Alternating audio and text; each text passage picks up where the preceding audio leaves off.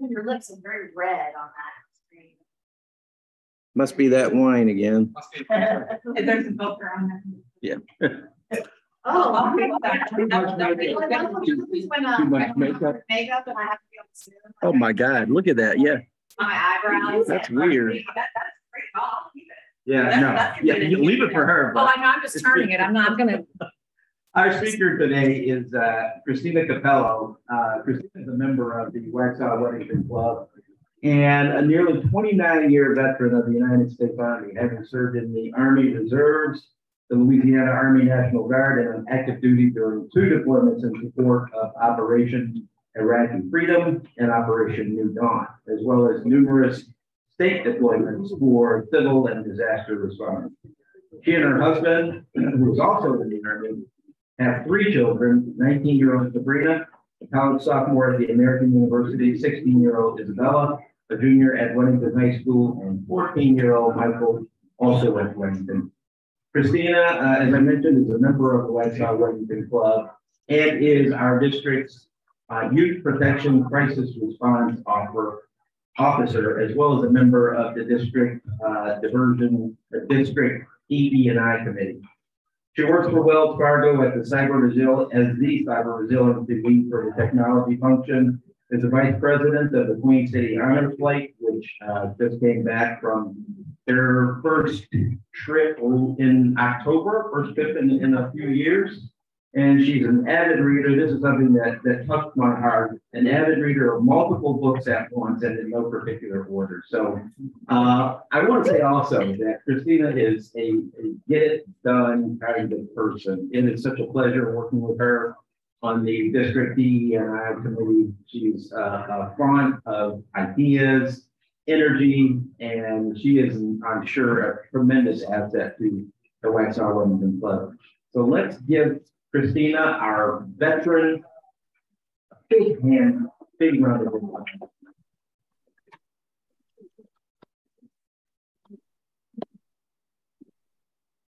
Okay, so does the filter work? I just want to know, do I look good with it? You look pretty. Great, thank you. Okay, so Kevin, do I have 20 or 25 minutes? 25. 25. Excellent. I've started my timer. Is it on? Is this working? Not yet. You're sharing money, but it's not. You're not sharing the right screen, or either you have it. Is the presentation up? Oh, no, it's closed. Is this? That's what it was. There we go. Can you check? Now. Well, good afternoon. While we're pulling the presentation up, I wanted to say thank you very much again for inviting me, and thank you, Nico, for coming to join and support me as I give my talk today. And also, I put this on Facebook, but Nico brought me into the Queen City Honor Flight a couple years ago, and it's been, I think, the most humbling honor of my life to be part of that, and I really look forward to moving on with that as we go. But I wanted to start off just with some quick little lanyard things. So, of course, today's date, and if we want to go ahead to the next slide, Jimmy. Oh, sorry. Okay, so I'm not a native. I don't know what we're called. Are we called charlatans? Yes, some of us are. Not exactly sure we are, but I'm from North Carolina, from Louisiana, via upstate New York. I was born in New York a long, long time ago, and New York is basically a galaxy far, far away. And we live in, speaking of Fighter. Is it presenting? Yeah. My mouth is working.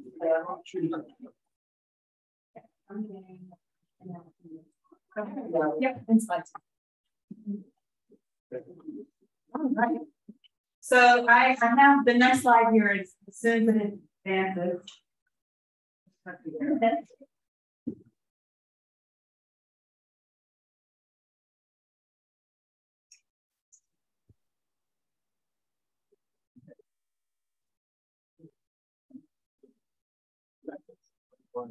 There we go. Okay, so like I said, I come from Louisiana. So on the left, that's the little house that we had in Louisiana, and this is where we've wound up here. And what I think is so interesting about it is we have hill and weather in North Carolina, which is something that's very different from those of us who are from Louisiana. There are no hills. They had to build a hill in the Audubon Zoo in New Orleans because we would hear the nursery rhyme. Jack and Joe went up the hill and we didn't know what a hill was. So we're below sea level. So, you know, it's just a fun little thing that I come from Louisiana, but I'm delighted to be here. And that's the same flagpole on boathouses. We always have our flag, not of course today, it's raining, but next slide. So that's just a little bit of lagniappe, a little something extra about me coming from Louisiana. So when I moved here, I was starving for community and for partnership and for service. In Louisiana, most people do that through their church. Rotary isn't something that is huge. A lot that's there. A lot of people are in it, but I never heard about it, even though I have a lot of members of my church who are in it. But your church is really where you do most of your service. And here, the closest Catholic church is about 25 minutes away from us. So I was talking with a friend, my Rotary mother, who's pictured here. That's Kate Persing, which eventually she's going to wind up being a president and probably a governor at some point in time. But she brought me and she's like, you know, if you really have a heart for service, you need to come and check out Rotary. I'm like, what's Rotary? So she brought me to the club at 7:30 in the morning, which is when we meet, which actually works out great. I have 3 children. And I discovered a community in Waxhaw, Weddington, where not only people are welcoming, but they are demanding that they get as many opportunities for service as they can. So these are just some of the things we've done over the years. That's my son. It's kind of funny. You can see him in this, look the shadow, the top picture over there, where he's definitely shorter than I am. And then this is just from April, and you can see that he's taller. Oh, wow. So it happened quickly. Next slide. So yeah, I'm not like most girls. And I say that because when you look at the numbers of women in the United States, and then the numbers of women who serve, and then the numbers of women who achieve the rank that I've achieved, it's about 0.0001%. So when I say I'm not like most girls, I am proud of the fact that I get to stand with a very small bunch of sisters around me who have shared the same experiences and have similar things that I do. So we can start with the journey, and I'm going to kind of carry you through that and then continue on with what I want to really focus on today. So generally, I'm sorry, can we go back on that one more thing? When I say it's my honor to serve, that's the response that I've come up with when people say thank you for your service, or some variation of that. And it took a long time for me to actually figure out how to respond to that. Because if you're a veteran and if you serve, you probably feel the same level of discomfort that I do. When people come up to you and they talk to you and say, you know, you did this heroic. Gosh, thank you for your service. And I'm just sitting here and I'm scratching my head because for years, we didn't know how to respond. We would say, oh, thank you. Well, thank you is, I mean, yes, thank you for acknowledging me, but you're welcome is kind of, I mean, you can say that. It never felt comfortable to me. And I kind of figured, what do people want to know when they thank you for your service? I think we want to know something a little bit more personal. So what I settled with and what I really considered and thought about for a while is, what do I say? And I think the biggest thing I can say is that through the ups and downs, and in 29 years, there are ups and downs, like in any career, any job, your family, raising your kids, you do not love every minute of what you do. And there are some times when the job is really the worst thing you can possibly be doing. But in general, I am honored to have had the opportunity to do the things that I've done and to be part of the things that I've been able to be a part of. So that's the response that I settled in. So when people say now, thank you for your service, I can genuinely and say from the bottom of my heart, it is an honor to serve. Next year, I'll be able to say it's an honor to have served. Because after 29 years, those boots are on over the line. We're dropping down starting paperwork shortly. So we'll go down and we'll be like Americans that have one job. So I'll get to figure out what that's like. And we can go ahead and go to the next. So how did I get here? So that's me. My parents say that's me anyway. And they say that that's me as well. Although that child has very round eyes and a cute little button nose, but that's apparently me. So I was born in 1974. My parents were the class of 69. They were high school sweethearts. They went to prom together. They got married in 1970. They had my brother in July 1971, and I followed in 1974. My parents were 22 and had 2 kids, 3 and under. Neither my father nor his brother, my uncle, were Vietnam veterans. My father was the sole breadwinner, and his draft number was pretty high. And my uncle was an inner city school teacher, so they were exempt. So when his number came up, he was exempt. They never served, and they were part of the generation where military service is something that their dad did. Right, both my grandfathers were in World War II. One was in the Air Force, one was in the infantry, but they didn't serve. So if you can imagine, the Vietnam generation that was a class of 69 had very particular ideas about recruiters and about military service. So tuck that one in the back of your mind a little bit as we go around and I tell my story. So I did the things that girls do. I went to public elementary school. I went to a junior high school, Cristina High School in my town, and then I went to an all-girls Catholic school. So we did brigadoon, and I was, a dancer in brigadoon. And then these are some of my friends wearing our college sweatshirts and where we're going to be going. I still have this sweatshirt, by the way. I still have it. And when my daughter was bangs, where are the bangs? The bangs? Well, this is 1992. So I think bangs are kind of, they're sort of on the way out with that. But yeah, my daughter wore that sweatshirt. I mean, it got holes everywhere until she decided not to go to Bucknell. She goes to American instead, but it came down to those 2 schools. And then when she decided, she gave me my sweatshirt back. She had it for a number of years. So it's still there. I still have it. I still wear it. But I had a very normal upbringing. Nobody ever talked about military service. My grandfather certainly didn't talk about their service. They just didn't. I think they were, stiff upper lip and they just moved on. And I knew that they served and things like this. So that's not something that was really talked about. So I had no history and no personal connection with military service. I didn't know anybody who served. We didn't have recruiters for all girls Catholic high school. I don't know why, but they didn't come in there. So next slide. So it was a little bit of a shock to my dad, maybe not so much to my mom. So this seems weird, but this is nice thing to see.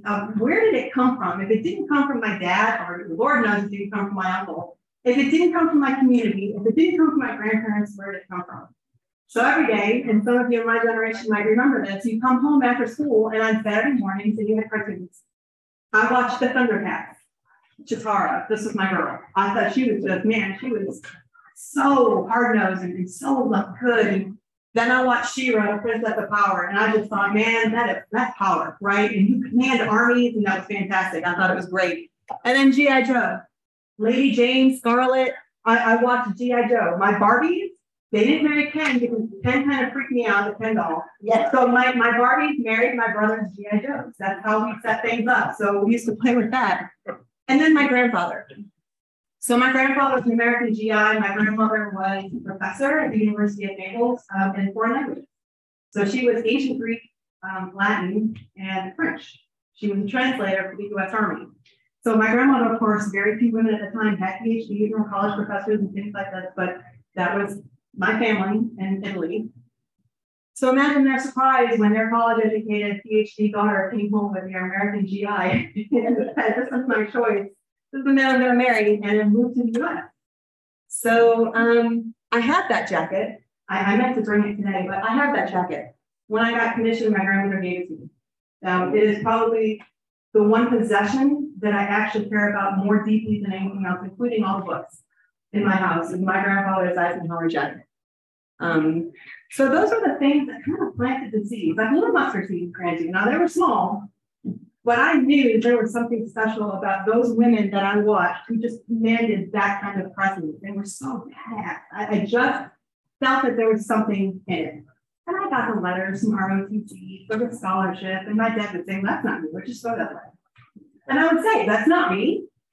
It's not me. And I would throw it away. So I went to call no ROTC scholarship. I never applied for it, and I never thought about it. Next slide.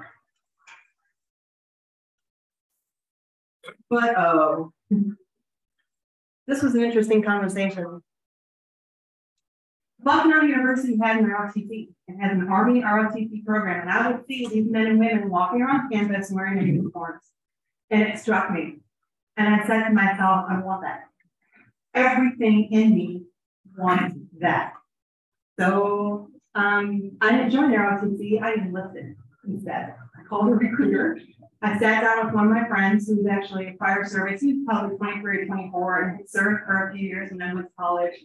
And he came and sat with me so the recruiters couldn't tell me anything that wasn't true, because recruiters, they still, So I remember sitting down and I remember talking with this recruiter, and I think I ended up line. I was 19, 18, 19, something like that. And I went home for some kind of a break from college. And I was in the car with my dad. We were on our way to go pick up a new Geo tracker that they purchased. You remember the little Geo tracker that looked like Jeeps?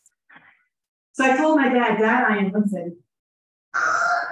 he literally on this country road, he slammed the brakes and pulled the car over the side of the road and looked at me and said, "You listen, what?" I said, "Dad, I enlisted in the Army and going to basic training this summer." That's exactly what my father said. He said, I'm shocked. Where did this come out of nowhere? Where did this come from? Well, How far along were you in school? I was in my freshman year, about halfway through my freshman year. It came out of left field from my dad. My mom knew. I think she paid attention a little bit more to the things like this, and kind of, because mom had that little bit of a different connection with her kids. My dad was more vision and things like this. So I enlisted. And that's me. Yeah, I know I'm leaning against the tree. That's not right. But I think I was getting ready to get up and kind of roll over and either get into the position or get out of the position, because I'm pretty sure there was some food coming. So I went to basic combat training in 1994. I enlisted in 1993, so I'm coming up on my 29th anniversary. And I went to Fort Lawson, Missouri. And any of the veterans who are in your Army, you've probably gone through Fort Underwood at some point in time, right smack in the middle of the state. So that was the fork in the road. Wait, what? This basically what everybody said. I went to tell my uncle, who was at this point in time a public high school principal. He said, "Why do you want to serve? Why do you want to? There are plenty of ways to serve this country. Why do you want to serve?" And I couldn't make him understand that it was a calling. I had to. If I didn't do it, I would have regretted it every single day for the rest of my life. I knew with an unbounded certainty that was something that my life had to do. Next slide. And it brought me to all these interesting places. So this is when I met my husband. I met him actually after I got commissioned. He went through OCS in Louisiana, and I went through ROTC at the last 2 years of ROTC. And then we met when we were both young engineer officers back at Fort Leonard again. And I met this boy from a town that had 2 stoplights.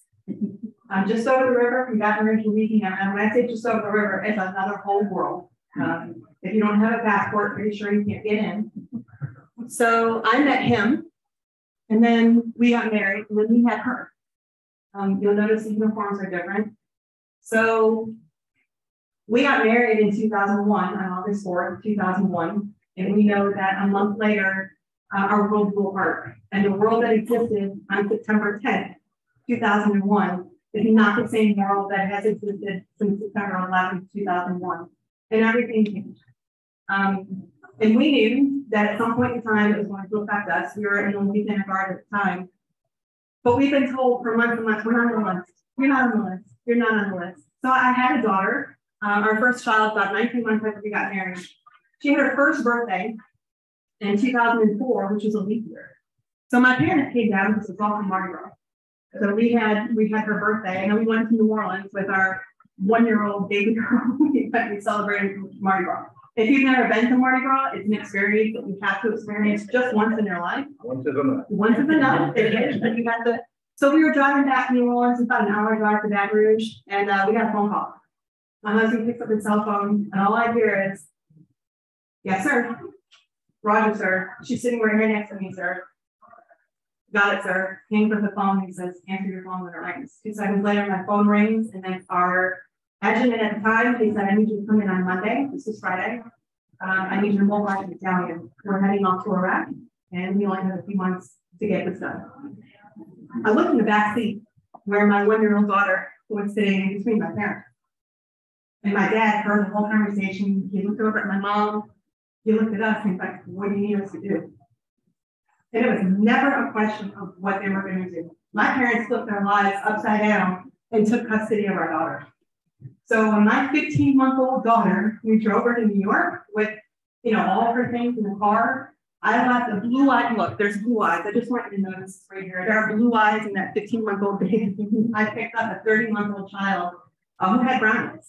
And I blame my father for all the chocolate and sweets that he'd given her over the course of those 30 months that ate our kid. But because we were in the same unit, we both deployed at the same time. At the time, I was the battalion adjutant and a battle captain working for the operations officer. My husband was the company commander.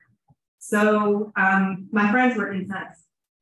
And they said, who can we call? I mean, this shouldn't happen. Who can we call? And you know, I'm a mom and I'm a soldier, right? So there's two things warring. And one part of me is like, call anybody you can. How can I leave my kid? But on the other side of me, I said, but I stayed. I stayed. I had a child and I stayed. I accepted the risks that this can happen. And I can't walk away now. I could never look at myself in the mirror if I turned away and let you pull the strings to get me out of this deployment. And a lot of my friends didn't understand that. And they used to say things like, I don't know how you can do it. I could never do it. Well, there's a couple ways to take that. There's the indictment of me as the mom, but then there's also the admiration of me as a soldier. So that's something that I've dealt with a lot over 29 years. How could you say? How can I walk away? How can I teach my kids to have the courage of their convictions and then show them that it's easy to walk away just when things get too hard? So in 2004, we left our 1-year-old daughter up in New York with my mom and dad. We went to Fort Hood, where we spent a delightful, I don't know how long we were there, several months. We spent about a month in California at Fort Irwin at the National Training Center. I think it was our second or third rotation to the National Training Center. And by August of 2004, we were in Kuwait, which is this picture up here. And it's even flatter than Louisiana, by the way. I mean, you can see desert and camels for miles and miles and miles. Getting ready to head on a convoy into Iraq. Yes, sir. I'm sorry. How long was it from the time you got that call on Friday to the time that you were deployed to Fort Worth? 3 months. 3 months. And then we were in Fort Hood for about 3 months. Okay. And then NTC for about a month and a half. Okay. We had a few days of leave and then we were over. And at the time, the deployments, there were 18-month deployments. They shortened down to 9 months and 9 months after that, but at the time it was 18 months.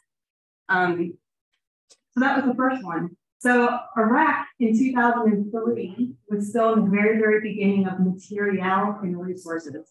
We didn't have anything up armored. We barely had the right kind of personal protective equipment. So they had the Rapid Fielding Initiative. I remember we're sitting there in our soft Humvees, just the regular Humvees, and they give us the sheet metal. And they're like, all right, you're going to take this and you're going to up armor your Humvees. Now, if you're adding thousands of pounds of weight onto a Humvee where the chassis aren't meant for this kind of thing, a few things are going to happen. One, you have to slow down significantly, which puts you in danger because you're slowed down significantly. Or you're gonna bust your entire axle because you can't carry your weight. Or you're just going to drive like this for hours. And all three of those things happen. But they assured us that this shade tree armor that they were giving us was going to protect us. Well, it wouldn't protect the 9mm that I shot at. It just went straight through it. And we said, okay, well, here we go. We'll just hope for the best. So, I mean, we got really creative with how we up armored our vehicles. Like some people made it look like the crown, the Burger King crown. And so, I mean, we just did really interesting things. And then probably things we shouldn't have done on the side of it when we would burn certain things. Things we probably shouldn't have said, I guess, in retrospect, but this is after the second deployment in 2010. Our rank is a little bit different. Uniforms are different. We've gone through a bunch of different uniforms. I think that somebody gets awards every time we change it.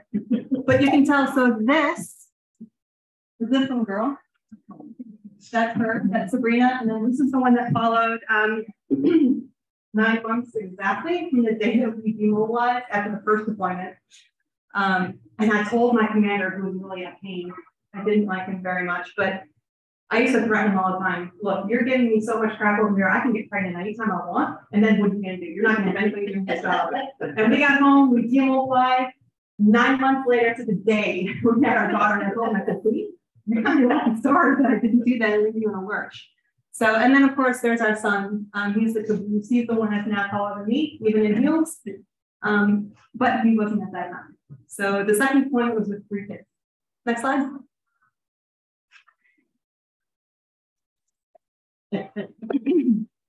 That's the first thought. When I enlisted on December 8th, 1993, I think December 9th was the first thought, oh Lord, what have I done?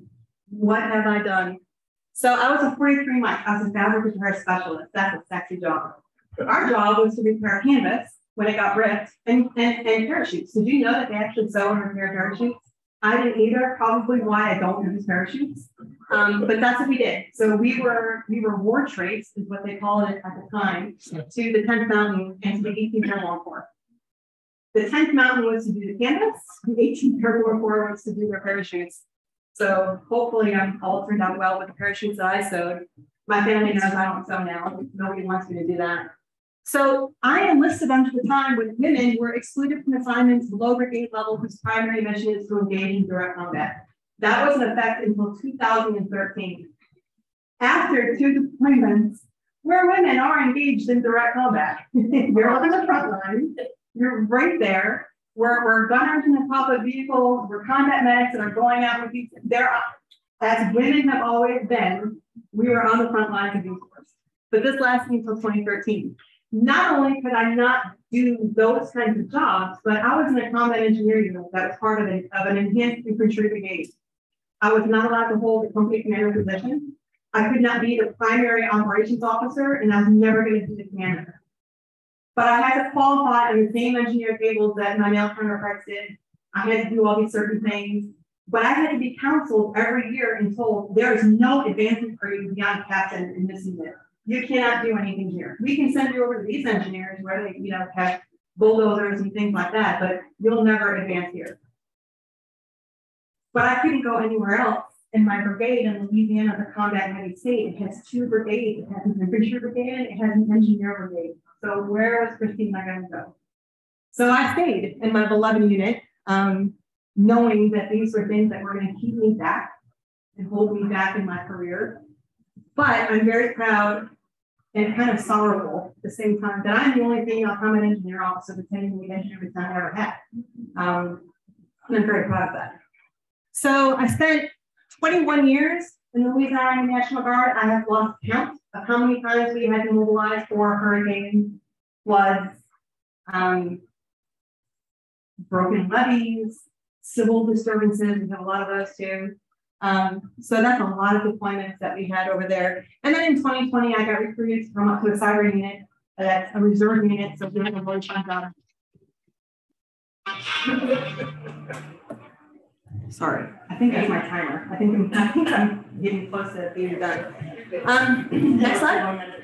We'll get through a whole bunch of these. So my question is what have I done? What kind of a climate have I put myself into? Next slide.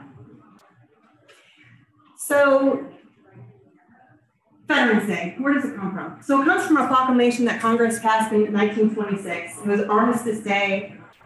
It was in recognition for all of the soldiers that had mobilized in World War I and all the great things that were done. Next slide.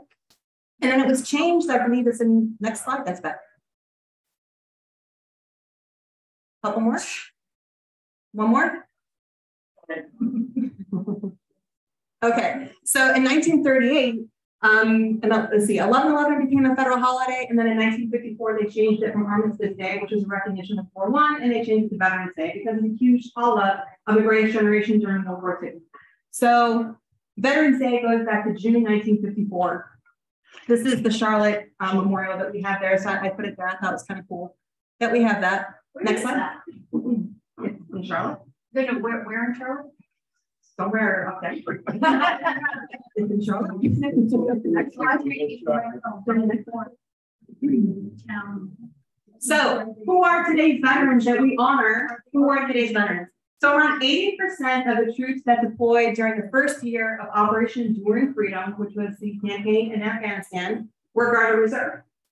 Over 50% of the fighting forces in Operation Iraqi Freedom in 2004-2005 were from the National Guard. What?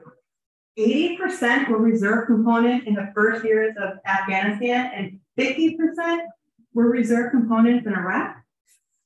That doesn't sound right, right? We have active forces to do all this fighting for us. Next slide.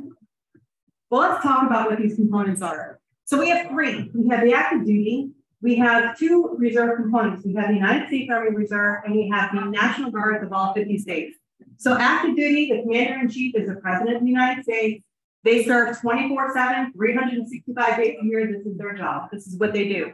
We have military bases in all 50 states, 80 foreign countries, and we use the active duties for overseas deployments. We cannot use them for civil services or disaster response in the United States unless the commander is dual-headed, which means not only is it going to be federal, but that commander is also going to operate under state law. It's called the dual-hat commander. So we can't use our active duty forces, generally we don't, in domestic response. Nor do we use the reserves, who are also federal. Their commander-in-chief is also the president. They're the 1 week in a month, 2 weeks a year, that kind of thing. And same thing, we can only use them in response if they're operating under dual-hat command. So what do we have? We have the National Guard. All 50 states, all of our territories have a National Guard. The commander-in-chief is the governor of the state. And they cannot be sent overseas unless the governor of the state consents to federalization, which is the president saying, I need the North Carolina National Guard to deploy overseas in support of Operation New Dawn or whatever it is. And the state governor has to concur. When that happens, the National Guard ceases to become a National Guard and it gets federalized into an active duty component. And then the commander-in-chief is the president. So we use the National Guard for all these things on the domestic front. That's how the National Guard can operate. Civil response, all these disturbances, riots, things like this, that's what the National Guard is for. The next slide. So now we can understand why 80% and 50%. So again, over 50% of service members who have deployed since 2001 have more than one overseas deployment. Most of them are, I have two. That's coming from, the National Guard side of the house. A lot of my brothers and sisters are in excess of 4. So who are the veterans? There are 19 million veterans today. I gave some breakdown. Only about 7% of the US population is a veteran of any kind of conflict or of 20 years of good and honorable service. So later on, you'll be able to look. I told you what percentage of veterans and then how it compares with their population in the United States. So although women are 50%, only 10% of the veterans are women. So it kind of gives you an idea of how the distribution is and who's serving. Next slide. So what does it take to serve? You're enlisted or an officer. The next few slides talk about that. You have basic training, you have your primary leadership, you have your advanced leadership, you have senior leadership, you have your master leadership, and you have your sergeant major course. That's a lot of military schooling that you have to go to. That stuff is all on active duty, it's resident. So what does this mean? If you're a reserve component soldier, you're leaving school, or you're leaving your job, or you're leaving your business if you're a small business owner, and you're leaving your family, and you're leaving your community, and you're going off to do your secondary job while all these things are waiting for you at home. So you're plucking yourself out of your life and dropping down into military service. Next slide. If you're an officer, you have basically the same kinds of things. You have to have a 4-year degree, then you have to go through your commissioning source, and then you have all of these courses that you have to go through. Oh, this is me, by the way, and Dad got commissioned. Actually, this guy over here, Andy Tritley, he's a friend of mine. He sent me this picture this morning. He said, hey, so I'm like, oh my gosh, like this is a black, I've never seen this picture. So anyway, that was pretty good job, Andy. So again, depending on what your job is, you're plucking yourself up out of your life, you're going for 4, 5, 6 months to do these things, and you're coming home. Hopefully your job is waiting for you. Hopefully your family is waiting for you. Hopefully you didn't lose your business in the meantime. So that's what it takes to serve. Next slide. So what does it look like to serve? It looks like this. So this is, well, the sky is a hurricane sky. This is in Louisiana, one of the last hurricanes we did. But what does it look like? Continuing military education, continued job training, weekend duty that you have to go to. Depending on what your leadership is, you're going to have some sort of cadence for meetings during the month. You're going to have your leadership meetings, then you're going to have leadership meetings with the people that you, then you have to take care of all their administrative things. Then you have to plan and prepare. You have to maintain your physical fitness. You have to do all these things. So when the recruiters tell you it's 1 weekend a month and 2 weeks a year, not so much. Not so much. When I said I'll know what it's like to have one job, I'll know what it's like to have one job, because right now I have pretty much 1 2/3 jobs, because it takes a lot of time to do this. And plus you have overseas deployments, and if in the National Guard, you have your state deployments as well.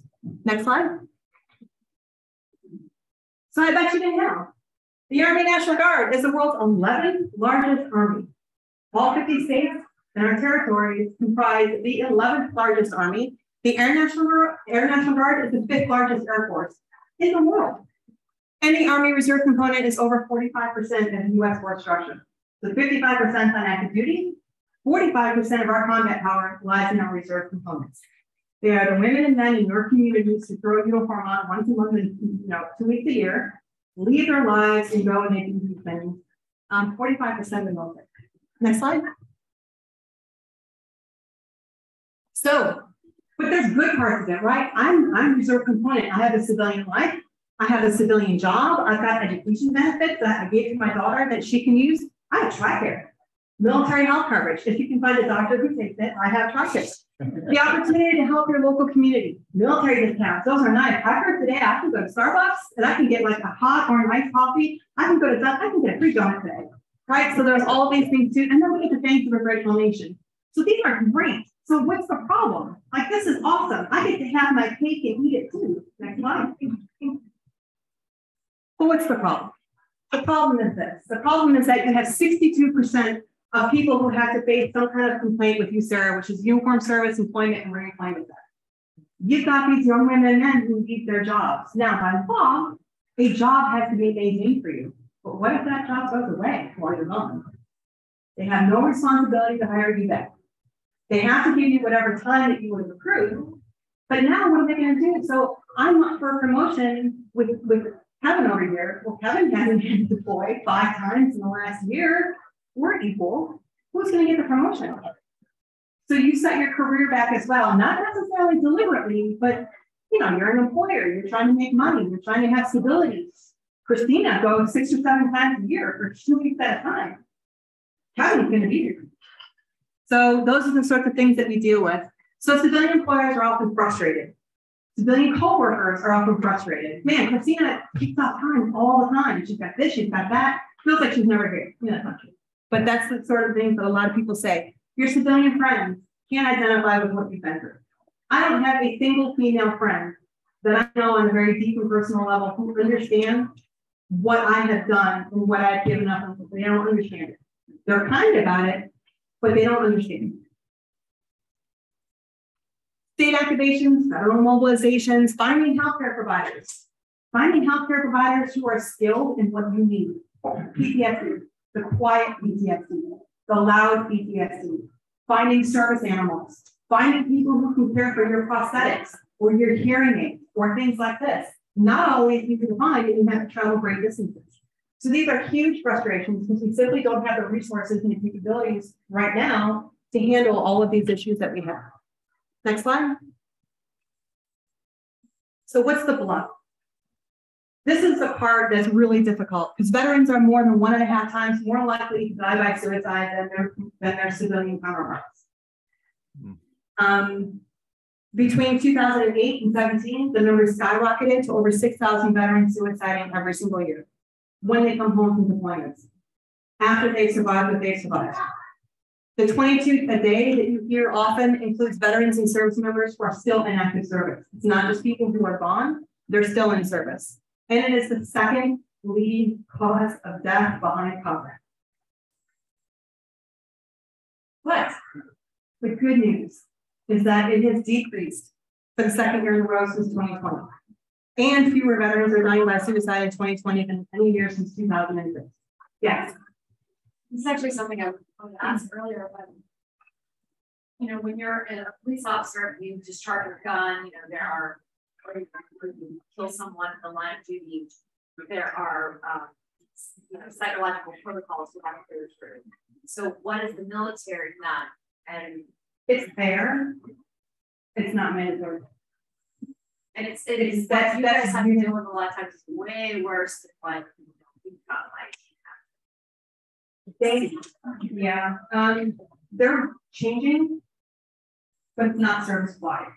It's command dependent. So whoever's in charge of the 18th Airborne Corps, who's ever in charge of the First Army, they make those determinations and things like this, and often it's dependent on what kind of care providers you have in your organization. So there's a lot of things that the military, not just the Army, has done to try to combat this. And whatever we're doing is working. I'll tell you, it's not working fast enough because it's not infrequent for us to hear about somebody that we deployed with who ended their life by suicide. It's not infrequent. And I'll tell you that in the first deployment, there were 39 soldiers we left behind, and there have been almost 2.5 times that we've lost since then throughout all the units that we had and the attachments that we had with us. So this is the sobering side. This is the shadow side of the honor that we have to serve, is the burden that we have as well, and the lack of resources that we often have to go through. Now, people say, well, yes, but in the civilian world, right, we can get civilian care providers with this. Well, how many civilian care providers are there out there who specialize in this kind of treatment and who can do this long term and who are close and accessible to you? And I'll tell you, there aren't very many. Next slide.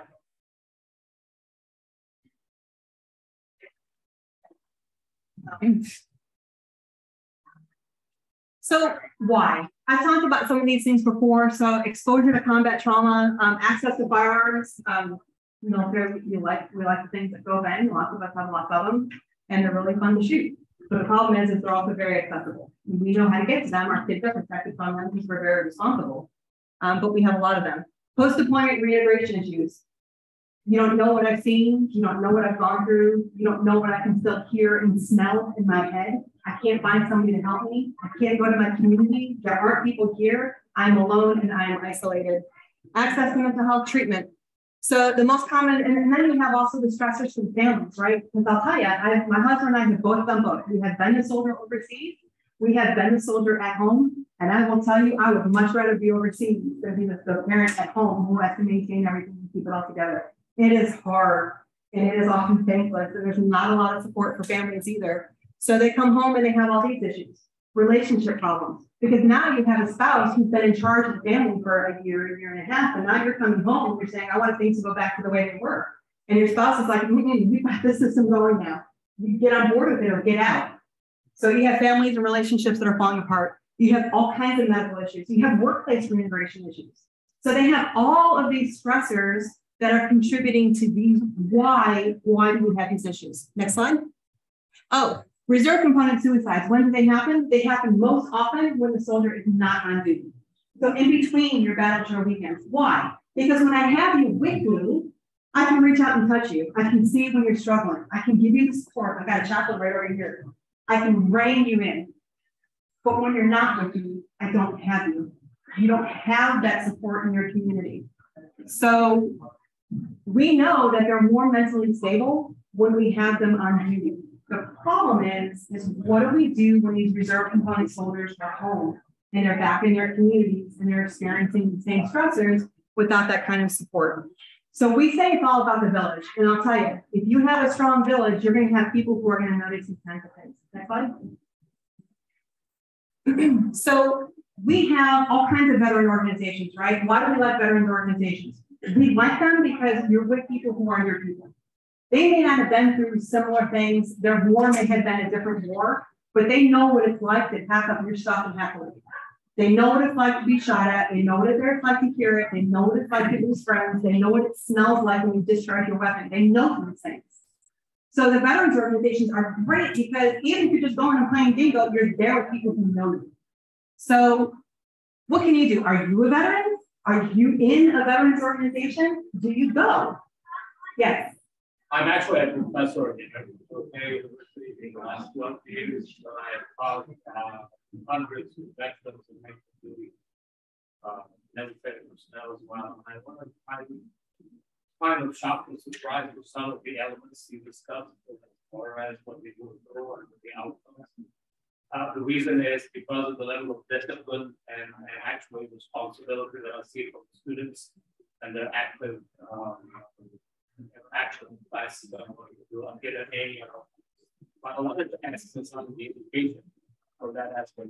Do you think education can further help eliminate, reduce, solve, fix some of these problems that you?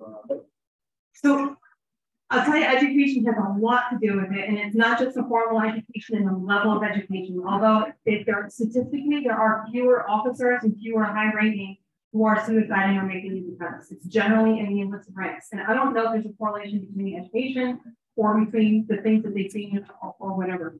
But there is education that we pass around with resiliency. Resiliency skills is mandatory in the military now. We have to teach them. There are 14 skills, and you have to, through a cycle of a 2-year cycle, you have to be taught these skills. They start in basic training. So one of the things we noticed with a lot of our recruits coming in is that they weren't resilient. They didn't know what it was like as a kid to fail. The generation of parents that were the hovering helicopter, these kids had never had to put themselves out there. They never failed at anything. They didn't know how to deal with it. They never risked. So when they experienced adversity, they had no background in order to be able to bounce through it. So we teach that. So that kind of education is also a very important thing. But what you're talking about and what you're seeing in the military, that's true. Which makes it all the more shocking when somebody collapses underneath all of these things. That education changes your way of thinking. Yes. So when you broaden your knowledge, then you think about problems in a very different way, which you can become a problem solver. From that aspect, I'm thinking people who seek degrees can really broaden their knowledge, their sense of the problem is not as tight as I need in my life. And you know, and that's true too, but imagine that a lot of these soldiers who are going, particularly in reserve components, are being plucked out of college, right? So they're in school, but they have to set school aside, and now they have to go and do this, and then they come back and they can't get the right classes, they're behind years, all of these things happen. So it's an additional stress. You know, the things that you don't necessarily think about that the reserve component soldiers in particular have to go through, that the active duty people who go through American AMU, it's a very different soldier and a very different mindset. So what if you're not a veteran? What can you do? Reach out to military families. A lot of times it's the lack of communication and the feeling like nobody understands me and they don't understand why I'm alone all the time and they don't get it. Visit vet care facilities. Vote. Whatever you vote for, know how your vote and what you're voting for, how it's going to influence veterans issues. How is it going to increase access to healthcare? I'll tell you, in Charlotte, in Louisiana, we never had any problems finding doctors because Louisiana is a very military heavy state. Here in North Carolina, we're a military heavy state, but they're concentrated in the active duty posts. So here in Charlotte, our doctors are dropping TRICARE. So now we're having to figure out what are we going to do because we have to get different healthcare now because our dentist doesn't take it, specialty doctors don't take it, our primary care physicians threaten to not take it. But now we're retiring, we're probably going to have to look at getting additional healthcare through one of our jobs because they're not taking it anymore. So we have it if you can find it. So be careful what we're voting for. Attend veteran organizations events, attend the parades, attend these things so that people know that they're not alone. And if you have the opportunity, hire a veteran. You want somebody who's going to be a leader? Well, I'll tell you that you get kids who are 20 years old who are in charge of platoons.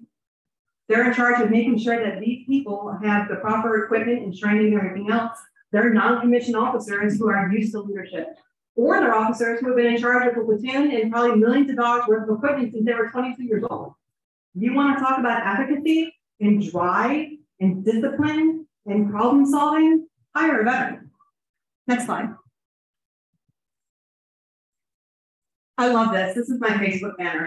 It's like one of the models in our family. It's love conquers all, and it truly does.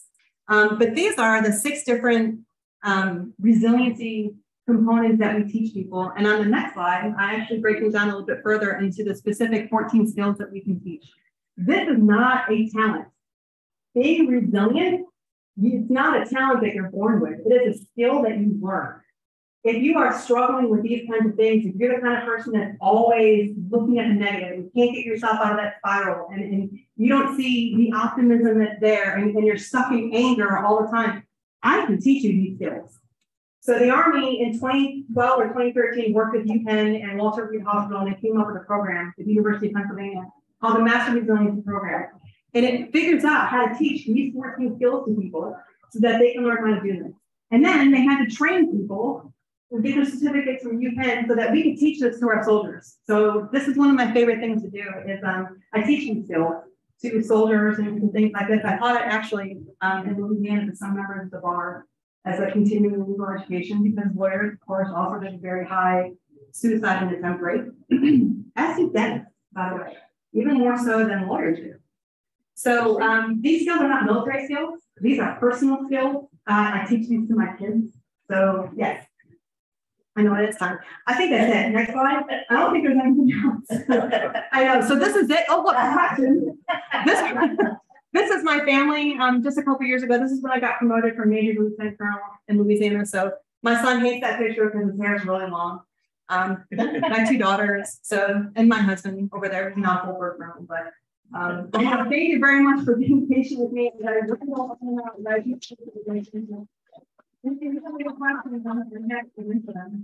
just wanted to point out that we've got service folks here as well. I'd like to recognize Tom Bilton, Dave Miller, Army, Samadakis, Marines. Happy birthday. Brad, Navy. So we've got you got it all here. We've got them all. Oh, and there's Howard. Howard was Air Force. So we've literally got everything. Any Coast Guard? Everything but the Coast Guard. Everything but the Coast Guard. Awesome. That's fantastic. You don't look a day over 247 or anything. Outstanding. Yes, ma'am. What is the percentage of those that were Iraq? Oh, I don't think they can actually track those percentages. Can you repeat that? I don't think they actually have accurate percentages because there's a lot of it that goes unreported. So I will tell you that my husband and I have never gone to a VA doctor, but that's because ours is very manageable and it's very situational and it's very minor compared to what some of it is. But I think that everybody who goes has something that they carry with them, either survivor's guilt or some form of on the spectrum of PTSD from non-effective all the way through violent ideation. I can't imagine that there's very many people who go and don't come back changed somehow. Well, my friends have PTSD. Yeah. Some form. Mm-hmm. Yeah, and it triggers in different situations. So I'll tell you, the scent of falafel could be a trigger for my husband. He smells it and it can bring him back. And it's just not when I say trigger, it's just the kind of thing when I just see him pull his head back and he'd be like, whoa, that's a blast from the past. And I know it'll just bring him back. A few weeks ago, I was driving to work and I was listening to the World News broadcast from BBC. And they had a woman who was in Ukraine reporting on the shelling and things like this, and it was all around her, and it was dropping yards away from where she was. And to my shock, I broke out in cold sweat. And I remember those feelings, and that hadn't happened to me. I think it was just a combination of everything. I had to take a few minutes from it, but I don't know anybody who doesn't have some sort of thing that they're carrying. Anybody online?